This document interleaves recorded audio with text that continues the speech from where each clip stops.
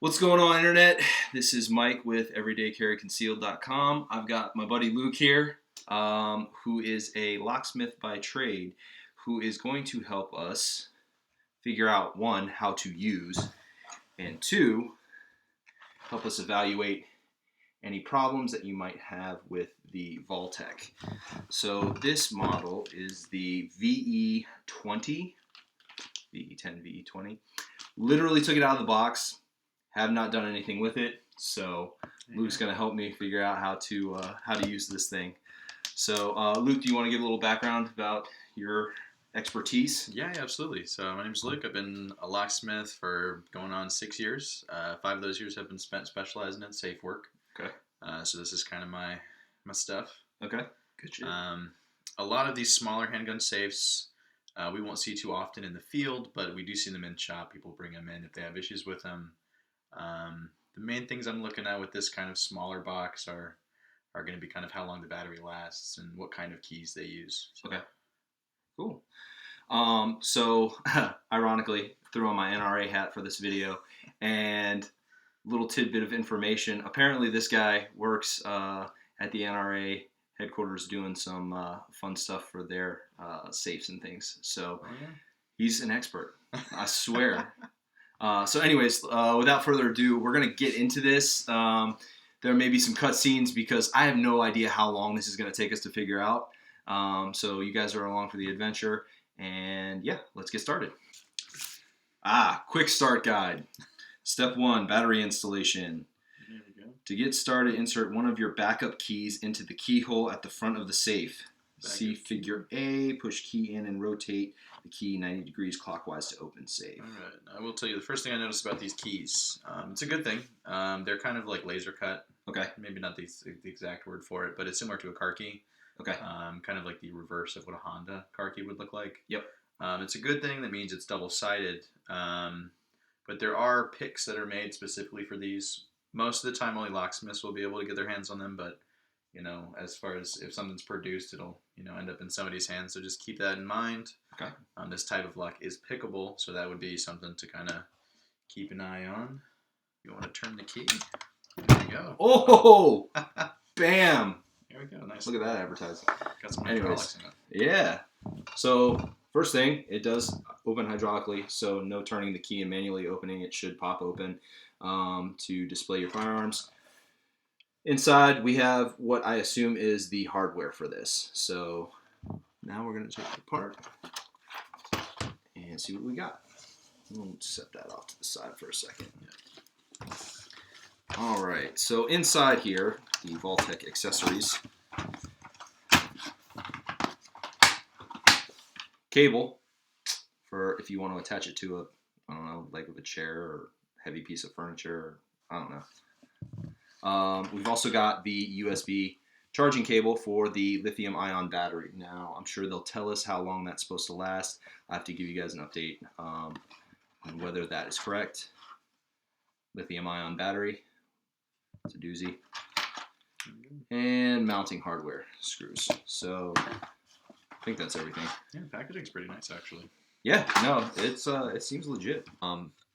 So Luke also mentioned on the front there is the lock where the key is actually inserted, and he was talking really technical stuff that I don't understand, but I'm going to let him describe it to you. Right. So it's actually the cylinder itself. The part that the key goes into is in an enclosed space. Like I was saying, it's a positive and a negative. The positive part of it is nobody can really mess with it. You know, so on the back of it, nothing's going to get stuck in it, or nothing's going to impede it from moving unless something breaks. But, you know, I doubt that's going to be a large issue with one of these. But the downside to that is you can't actually upgrade the cylinder yourself.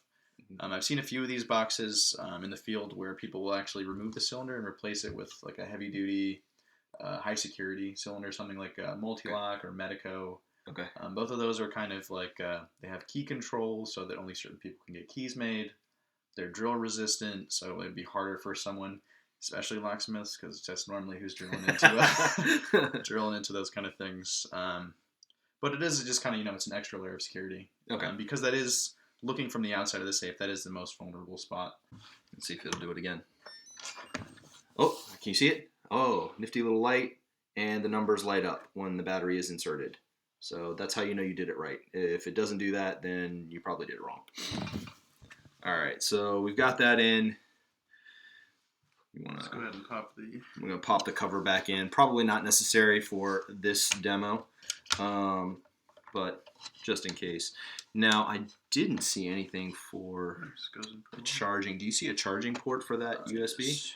Over there, I believe. Oh, yeah, it is. So on the right-hand side, on the number 5 side, try and see. Maybe put it a little closer. Yeah, you can kind of see it.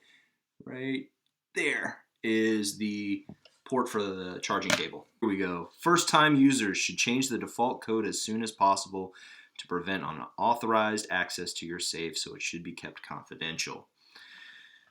All right, well, let's see here. Enter the default code of 12345 on the keypad to open your safe. I hit one twice there. Okay, so it lights up green when you get the code right. So we did not close the case. We just actually keyed the code while the case was open. Luke tried it by hitting 1 twice because he's not good at following directions. And the keypad lit up red, and there was a you did not do it right. And then when he keyed it correctly, the interior light came on and all the keys turned green. So, all right, with the safe open, press and hold the program button for 3 seconds. So for you guys at home, a little hard to see, but there's a button right here, kind of above the number 1 key on the inside lip of the safe, and it says program right next to it. So we gotta hold that for 3 seconds until all keys 1 through 5 light up red, and then let go. All right, you want me to go ahead and do it? Yeah. There we go. Okay. Enter the new master code. So we're gonna do 4114. Worth noting, we did check the battery status.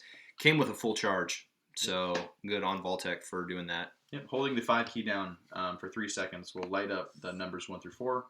1 through 4 will give you the kind of a percentage range. So 1 is 40 to 2 to 20. 2 is 40 to 60, 60 to 80, 80 to 100. If the first key blinks in red and is red, that means you've got less than 2%. Go ahead and plug it in and make sure you know where your keys are. Slots on the back end of the safe here, right up in this corner, where the end of this cable will actually sit in. So let's see if I can actually get it in there. There you go. It sits in like that, and then you would close it, and it's notched on the back end, so it wouldn't actually impede the opening or closing of the safe. Then you can wrap it around something, put a small padlock if you needed to. Yeah. And secure it that way. I don't know. I mean, Luke can talk to this. To me, it looks like a rusty knife, or a wild animal could possibly chew through this cable. It's not very stout, so I don't know that I would rely on that. Kind of as a last resort, I would say. Yeah, definitely not something you want to use as a primary form of securing it. If you're just worried about your kids grabbing it and running away with it, like it'll do the job, but definitely not something if you're worried about it getting actually taken. Yeah. A small pair of bolt cutters or garden snips could probably go through the provided cable. Yeah, it's the equivalent of like a bike lock cable. Mm-hmm. And Luke, you want to talk about the cable and numbers and cylinders and all that fun stuff? Yeah, absolutely. So actually in the instruction manual on page 10, it takes you to some hotkeys. We've got tamper detection, stealth mode, travel mode, battery status, and you can actually toggle the interior light as well. So the tamper detection, it says to check for tampering, press and hold keys 2 and 4 together for 3 seconds. If the 3 key lights up red, that means someone has entered an incorrect code. If it lights up green, then it means nobody's entered an incorrect code.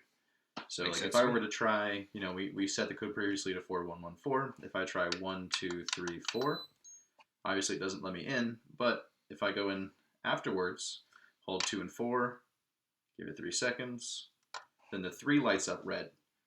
So that lets me know that someone's tried it and hasn't been able to access it. So if you've got small children around, that's Yeah, it's a good thing to know. I haven't seen in here anything about a lockout, so it doesn't seem like more than one code or punching the code in wrong a bunch of times doesn't look like it'll lock it up.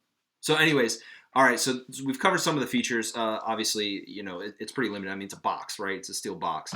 So these bells and whistles are nice, but get down to brass tacks. Let's see what fits in there. So I actually have a full-size 1911, which is empty now. I got the standard mag for this model, and so I'm going to stick it in here, and we're going to see how that fits. And I'll put some other videos, or probably do a split screen or something like that, so you guys can see.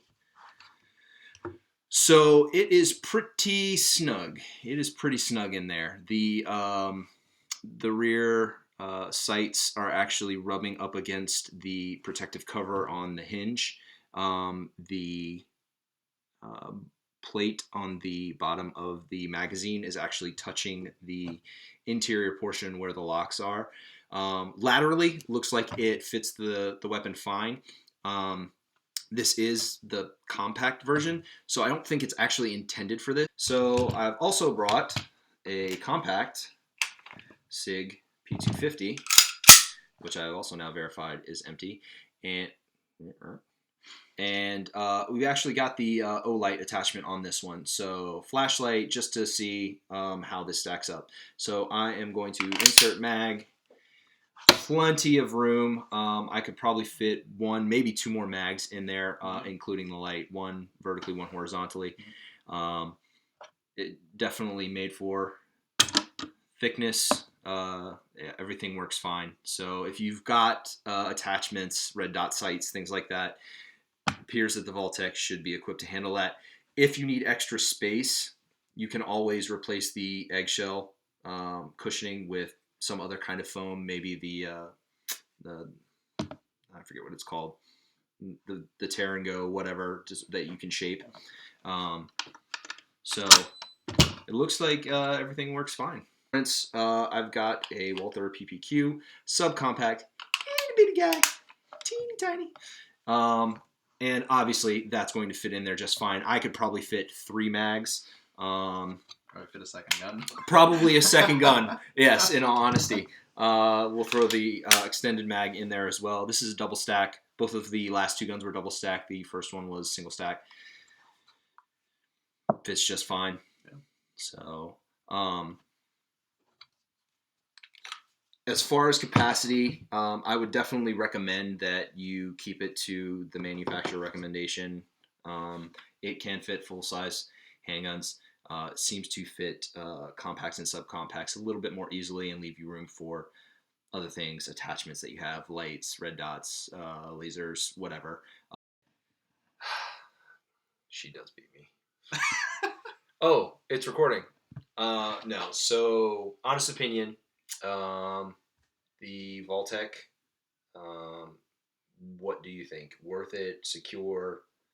What was the price point? What's the overall price point on the V20? God damn it, I knew you were going to ask me that. So I was trying to pull it up. So it is $169.99. For $170 on Amazon, I think it's a pretty good deal. I think the features it comes with pretty decent. As far as the mobility of it, always a good thing.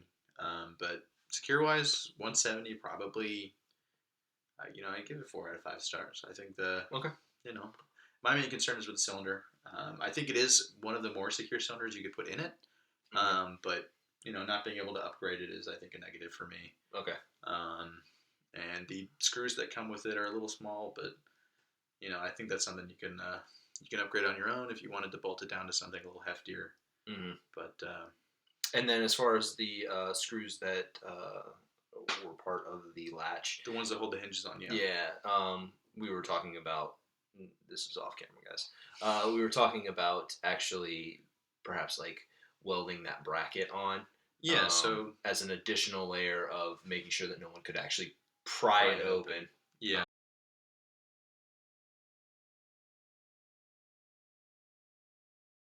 So yeah, you could tack weld or like MIG weld if you have one at home. Probably the easiest way to do it. I wouldn't pay anybody to weld it there, but Okay.